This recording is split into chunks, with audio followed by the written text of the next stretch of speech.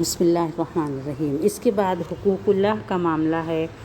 حقوق اللہ کا بیان فرمایا ہے کہ سب سے پہلے نماز کو قائم کرنے کے لیے بتایا گیا ہے۔ نماز قائم کرنے کا مطلب یہ ہے کہ اپنی نماز کو درست سیدھا کر لیں۔ اس میں ایک حدیث ہے جس کا اردو میں ترجمہ اس طرح ہے کہ وہ حضور صلی اللہ علیہ وسلم نے فرمایا کہ نماز کو اس طرح درست کرو جس طرح تم نے مجھے پڑھتے ہوئے دیکھا ہے، ویسے نماز پڑھو۔ اور نماز کو خالی ڈیوٹی سمجھ کر نہیں پڑھنا ہے بلکہ ایک نماز کو قائم کرنا ہے، اپنے دل میں اتارنا ہے اور زکوٰۃ دینا ہے۔ زکوٰۃ دے کر اپنے مال کا تزکیہ کرنا ہے اور عہدوں کو پورا کرنا ہے۔ جو ہم نے کسی سے عہد کیے ہیں، جو کسی سے وعدے کیے ہیں، اس کو ہمیں ضرور پورا کرنا ہے، کیونکہ عہد کو توڑنا بہت بڑا گناہ ہے۔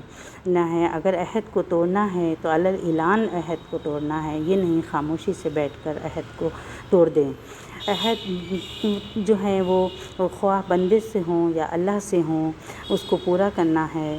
اللہ سے عہد اس طرح ہے کہ ہم نے اس کو اپنا رب مانا ہے، اس کو الہ واحد مانا ہے، اس کے ساتھ کسی کو شریک نہیں کیا ہے، تو ہمیں اسی کے مطابق اپنی زندگی کو گزارنا ہے۔ اور بندوں سے معاملہ اس طرح ہے کہ اللہ نے بنی اسرائیل سے عہد کیا تھا کہ اوفی بعہدہم اوفی بعہدکم، تم میرے عہد کو پورا کرو، میں تمہارے عہد کو پورا کروں گا۔ اور عقد نکاح کا معاملہ بھی ایک عہد کا ہی معاملہ ہے، کیونکہ اس میں شوہر اور بیوی دونوں کے کچھ حقوق ہیں اور دونوں ایک دوسرے کے لیے اپنے حقوق کو پورا کریں، تبھی نیکی کی حد تک پہنچ سکتے ہیں، تبھی نیکی کو پہنچ سکتے ہیں۔ اس طرح سے یہ پتہ چلتا ہے کہ جو کچھ بھی ہم نے عہد کر لیا ہے، جو کچھ بھی کسی سے وعدہ کر لیا ہے، اسے ہمیں اپنا ہر حال میں وعدہ پورا کرنا ہے۔ اور صابر لوگ وہ ہیں جو اب کسی بھی پریشانی یا مشکل وقت میں اپنے نفس کو روک لیتے ہیں۔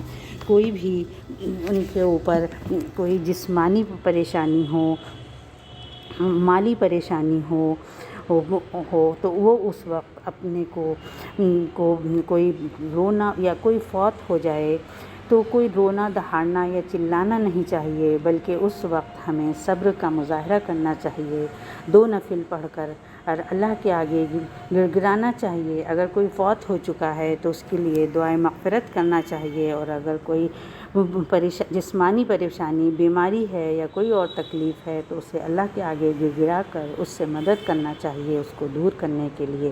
خالی رونے اور چلانے سے کوئی چیز دور نہیں ہو سکتی۔ اور یہ جنگ کے وقت بھی جس وقت بہت خوف کا معاملہ ہوتا تھا تو اس وقت بھی ایک صبر کرنا بہت بڑی نیکی تھی، کیونکہ اللہ تعالیٰ نے اپنی ایک آیت میں یہ بات سمجھا دی ہے کہ ہم وَلَنَبْلُوَنَّكُمْ بِشَيْءٍ مِّنَ الْخَوْفِ وَالْجُوعِ والی عادت جو ہے اور آیت جو ہے، تو اس میں اللہ تعالیٰ نے یہ بتا دیا ہے کہ ہم اپنے بندوں کو خوف سے، بھوک سے، مال کی کمی سے، اولاد سے، کسی بھی چیز سے آزما سکتے ہیں۔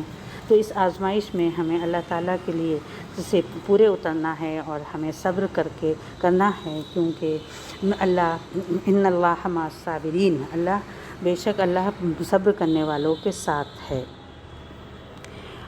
بے شک اللہ صبر کرنے والوں کے ساتھ ہے۔ تو یہی اللہ تعالیٰ نے یہی بتا دیا کہ یہی لوگ سب نیک لوگ ہیں جو ان سب باتوں کو سچ کر دکھاتے ہیں، اور یہی لوگ سب پرہیزگار ہیں۔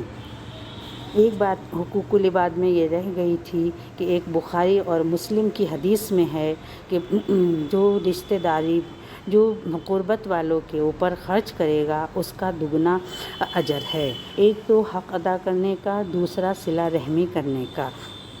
یہ تو چند اہم باتیں اللہ تعالیٰ نے آیت میں بیان کر دی ہیں، لیکن اس کے علاوہ بھی کچھ حقوق ہیں جو اللہ تعالیٰ نے بتائے ہیں۔ ہمارے اوپر پڑوسی کا سب سے بڑا حق ہے کہ ہم اپنے پڑوسی کو ہمیں یہ دیکھنا ہے جو ہمارا ہر وقت کا ساتھی ہے کہ وہ کسی تکلیف میں تو نہیں ہے، وہ کسی پریشانی میں تو نہیں ہے۔ اگر اس کو کوئی جسمانی مدد کی یا مالی مدد کی ضرورت ہے تو ہمیں سب سے پہلے اس کی مدد کرنا ہے، اسے یہ دیکھنا ہے کہ ہمارا پڑوسی کہیں بھوکا تو نہیں سو رہا ہے، تو اس کے کھانے کا بھی انتظام کرنا ہے۔ اس کے علاوہ کسی دو لوگوں کے بیچ صلح کرانا بھی بہت بڑی نیکی ہے۔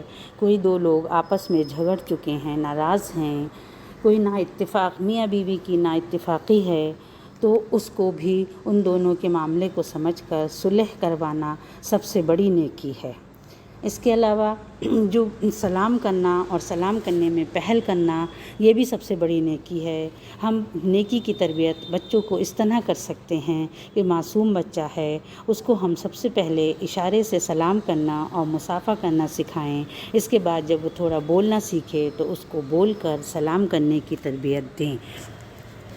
آخر میں یہی کہوں گی کہ نیکی کو ہم اس وقت تک نہیں پہنچ سکتے جب تک یہ سب ہمارا عمل میں نہیں بدلے اور ہمارے دل میں نہیں اترے، تب اس ٹائم تک جب ہمارا عمل بدلے گا تبھی ہمارا ایمان بھی مکمل ہوگا، تبھی ہماری نیکی بھی قبول ہوگی، تبھی ہماری نیکی بھی قبول ہوگی۔ آخر دعوانا ان الحمد للہ رب العالمین۔ آخر میں اللہ سے دعا ہے کہ اللہ تعالیٰ مجھے بولنے اور سننے سے زیادہ عمل کی توفیق عطا فرمائے۔ وآخر دعوانا ان الحمد للہ رب العالمین۔ السلام علیکم ورحمۃ اللہ وبرکاتہ۔